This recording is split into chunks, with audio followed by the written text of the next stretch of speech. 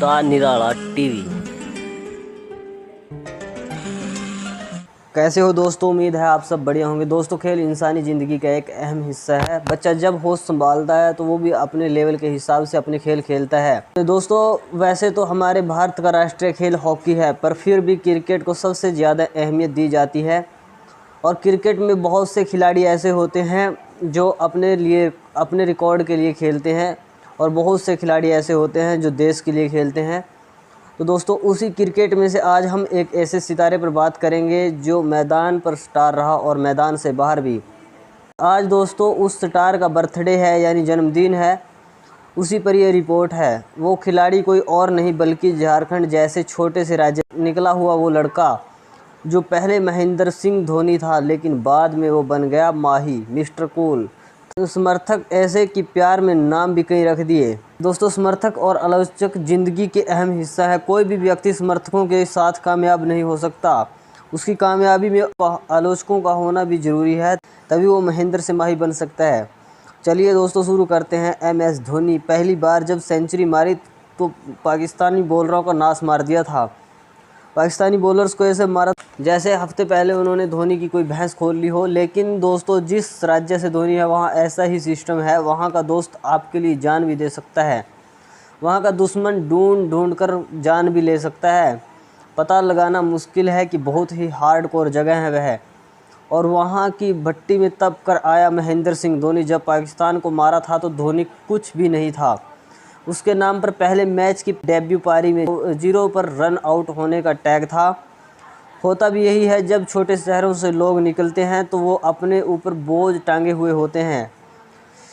जहां भी पहुंचते हैं किसी की थपकी किसी के धक्के से पहुंचते हैं। धोनी भी ऐसे ही पहुंचे, जिस पर वो पहली इनिंग में 0 पर आउट हो गए। पहली असफलता मौत की तरह होती है जो पूरी ज़िंदगी आंखों में रटती रहती है।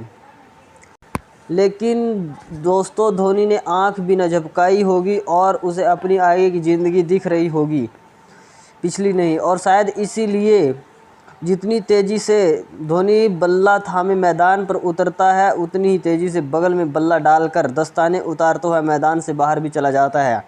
क्योंकि जो सफलता सूंघता है उसके लिए छोटे मोटे फेलियर यूं ही होते हैं जैसे जलेबी वाले के लिए नमक, वो उन पर ध्यान नहीं देता। धोनी कप्तान बनने के लिए पैदा हुआ था। उसका दिमाग ऐसे चलता था जैसे एक लीडर का चलना चाहिए। वो MBA करता तो बहुत अच्छा मैनेजमेंट करता, भला हुआ जो नहीं किया, वरना PPT बना रहता। टीम का कप्तान बनते ही जो काम सबसे पहले किया वो था टीम की ऑफिशियल ड्रेस बदलवाई। अभी तक सभी खिलाड़ी ब्लेजर और शर्ट टाई पहनते थे। धोनी ने प्लेयर्स को उस ड्रेस में स्ट्रगल करते हुए देखा था। उसे भी मालूम था वो लड़के टी-शर्ट्स और लोअर पहनने वाली जमात है। खुद बंदे का क्रिकेट का खेल पतलून से लोअर तक का सफ़र तय कर चुका था। धोनी ने टी-शर्ट्स और ट्राउज़र पहनवाई। सभी खिलाड़ी इसमें कंफर्टेबल थे। दोस्तों, कोई भी बड़ा काम करने के बाद इंसान सामने आने की कोशिश करता है, लेकिन धोनी ने पहली बड़ी ट्रॉफी जीती तो टीम के लोगों को पकड़ाकर खुद कहाँ चले गए पता ही नहीं चला। अगली बार जब नज़र आए तो बाल कटवा चुका था। दोस्तों, बंदूक, बाइक और वीडियो गेम्स का शौकीन माही वो बना जिसने कप्तान और प्लेयर्स के बीच में बनी एक अदृश्य खाई को ख़त्म कर दिया। लीड बाय एग्जाम्पल में यकीन रखता था माही, इसलिए स्विमिंग सेशन से नफरत करने के बावजूद गुरु गैरी क्रिस्टन के आदेशानुसार सेशन में सबसे पहले हाजिरी धोनी की ही लगती थी। इसी धोनी के बारे में कहा जाता था कि उसे भले ही एक अलग सूट मिला हो, लेकिन वो प्लेयर्स के लिए हमेशा खुला रहता था। पहले के दौर में ट्रॉफी पकड़े कप्तान दिखते थे, पहले फेयरवेल मैच होते थे, पहले फेयरवेल सीरीज होती थी, लेकिन धोनी आराम से नीचे उतर गए, ऐसा कुछ भी नहीं किया। जिस दिन लगा कि टेस्ट टीम में अब वो एक जगह खा रहे हैं तो बीच सीरीज कप्तानी क्या जगह ही छोड़ दी, संन्यास ले लिया।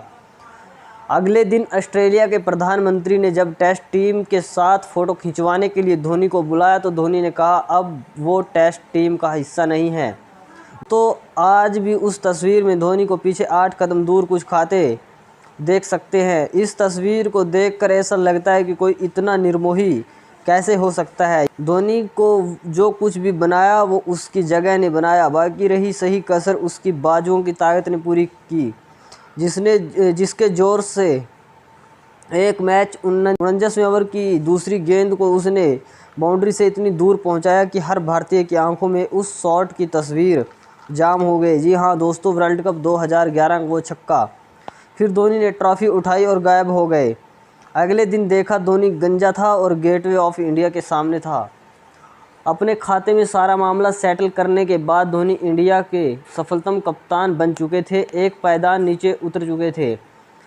धोनी के वो मुश्किल फ़ैसले दोस्तों जो हर कोई कप्तान लेने से घबराता है, आज दोस्तों उनके फ़ैसलों ने भारतीय क्रिकेट को बदल कर रख दिया। 2007 T20 वर्ल्ड कप फाइनल में जब पाकिस्तानी बल्लेबाज मिसबा भारतीय गेंदबाजों की चमड़ी उधेड़ रहा था, 17वें ओवर में हरभजन को 3 छक्के जड़ चुका था और जीत के करीब पाकिस्तान को पहुँचा चुका था।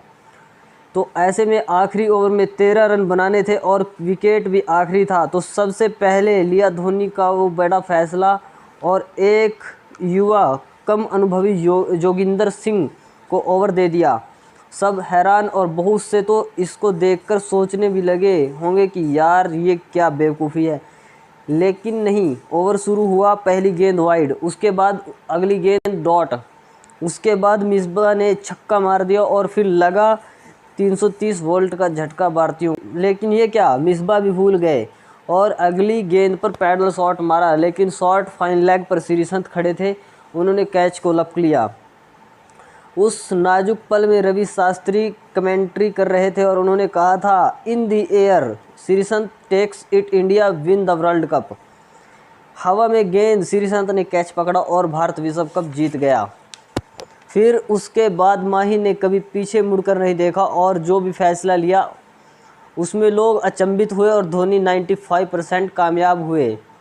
तो दोस्तों अंत में बताता हूं आपको, धोनी अकेले ऐसे कप्तान हैं जिनके नाम आईसीसी के तीनों बड़े टूर्नामेंट जीतने का रिकॉर्ड है।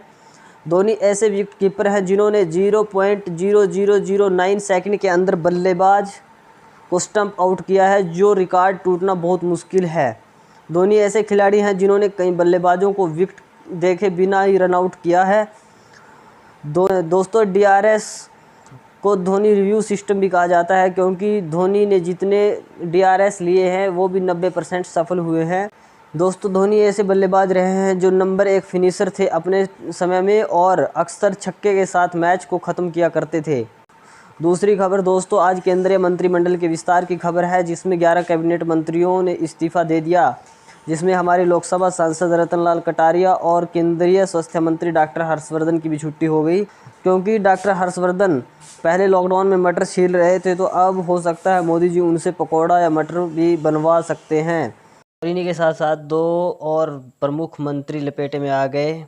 एक तो आईटी मंत्री और ट्रोल मंत्री रविशंकर प्रसाद और दूसरे प्रकाश जावड़ेकर भी लपेटे में आ गए, जो कि विपक्षी नेताओं को ट्रोल करने के लिए जाने जाते थे मोदी कैबिनेट में। और ये ट्रोल के साथ साथ एक जिम्मेदारी और बखूबी निभा रहे थे, वो थी जवाबदेही किसी मंत्रालय की हो, लेकिन सफाई देना इन मंत्रियों का काम था। दोस्तों द अंडरऑल टीम में आज इतना ही। मिलते हैं किसी बड़े मुद्दे के साथ। खबर को लाइक शेयर कमेंट जरूर करें, चैनल को सब्सक्राइब करें।